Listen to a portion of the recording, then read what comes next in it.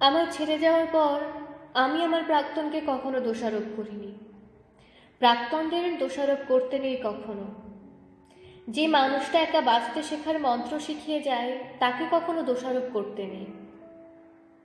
আমার প্রাক্তনের সাথে শেষ দেখা হয়েছিল গত বছর ভিড় রাস্তায় বৃষ্টির দিনে। হঠাৎ ওকে দেখে থমকে গিয়েছিলাম, যেন ভেতরটা 1 সেকেন্ডের জন্য হালকা হয়ে গিয়েছিল। শরীরে কোনো জোর ছিল না। কি জিজ্ঞেস করব কিছুই বুঝতে পারছিলাম না। মনে হলো ভিড় রাস্তায় হঠাৎ যেন জনমানবীন হয়ে গেল।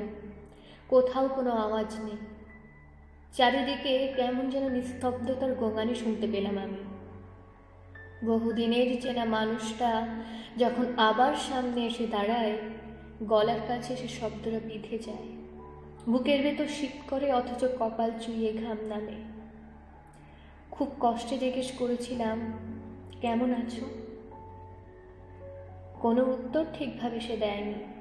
শুধু বলেছিল, যতটা তোমার সাথে থাকলে ভালো থাকা যেত ততটাই খারাপ আছি। তারপর আমরা দুজন দুটো আলাদা আলাদা বাসে চড়ে যে যার ঠিকানার দিকে রওনা দিয়েছিলাম। মানুষটা চলে যাবার পর আমি অনুভব করেছিলাম আমাদের ভেতর ভালোবাসা ছিল, কিন্তু ভালোবাসাকে দীর্ঘদিন বয়ে নিয়ে যাওয়ার মতো ক্ষমতা আমাদের কারোর মধ্যেই ছিল না। দুটো ভাঙা মানুষ একে অপরকে সামলাতে ঠিকই পারে, কিন্তু একটা সম্পর্ককে সামলানো বেশ কঠিন।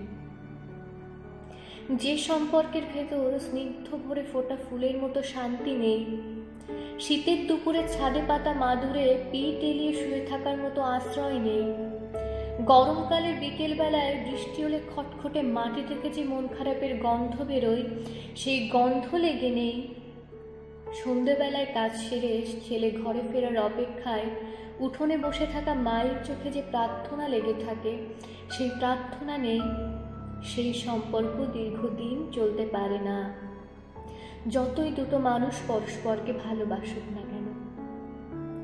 দুটো মানুষ ভালো হলেও তাদের ভিতরের সম্পর্কটা সবসময় ভালো হয় না।